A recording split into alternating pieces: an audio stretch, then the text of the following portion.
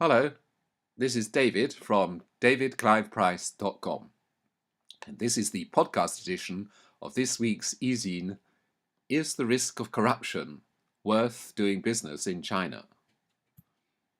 A recent survey by business advisors Alex Partners found that 25% of lawyers and executives of multinationals avoided China and the Middle East for fear of corruption.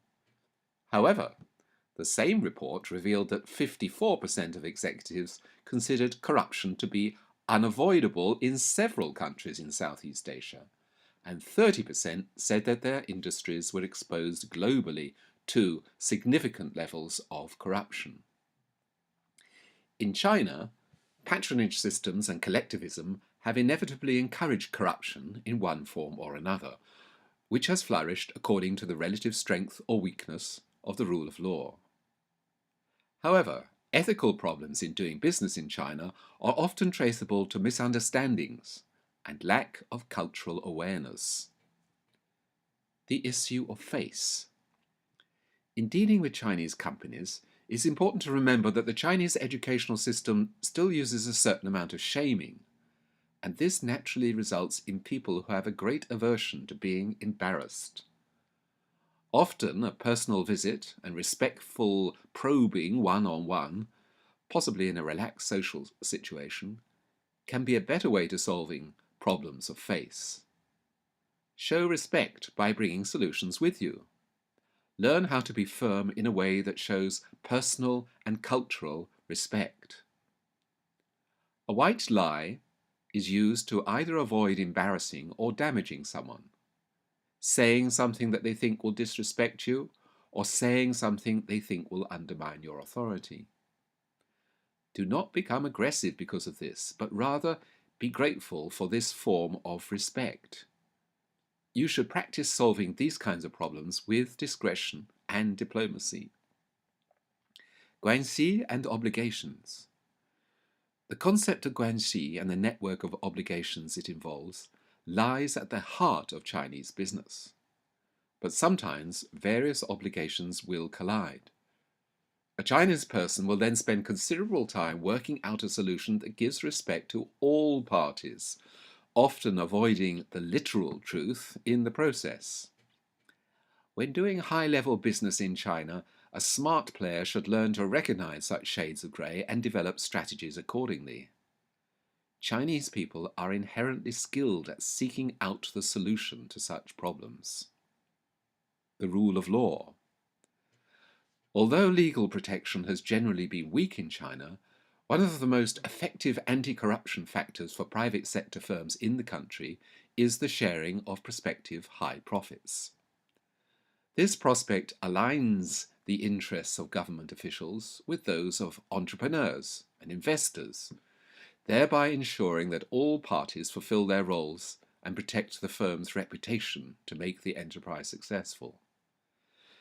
Generally speaking, Asian executives rate corruption well below inflation and inadequate infrastructure or labour regulations as an obstacle to doing business.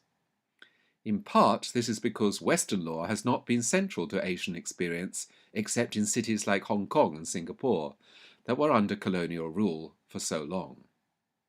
China, by contrast, is said not to have rule of law, but rule by law. A successful entrepreneur or a government official will command a large project to be done, and it will be done. His power may be theoretically limited by the need for permits, but he will order his lawyers to find a law that allows what he wants, or he will even get a new law passed. Anyone who wants to do business in China should be aware of the variety of legal systems in operation and of their relative strengths and weaknesses. Caveat emptor. Act carefully and sensibly. Have your designs registered in China and let the source company know you have done this. Design sensible contracts and protect your intellectual property carefully. Specify the parameters of a copy in the contract to avoid later arguments and litigation.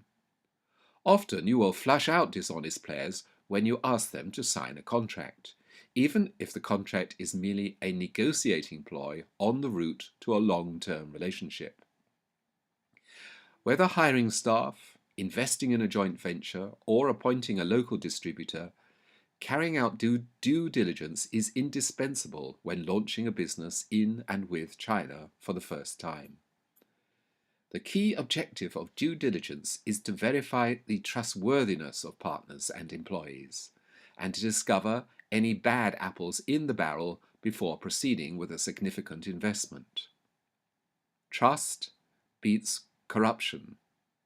Nowadays, there are numerous legal and risk assessment specialists with offices in China that provide business intelligence, background checks, and risk assessment consultancy.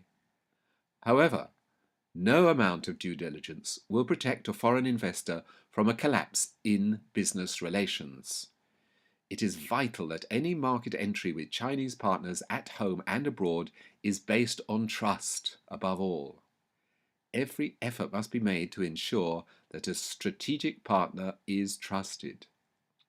The good news is that the Chinese government is making strenuous efforts to tackle corruption and that Western governance standards are being gradually assimilated. I'd love to hear from you if you have tips or comments about doing business in China or in other parts of Asia. You can leave them at my blog www.davidcliveprice.com/blog.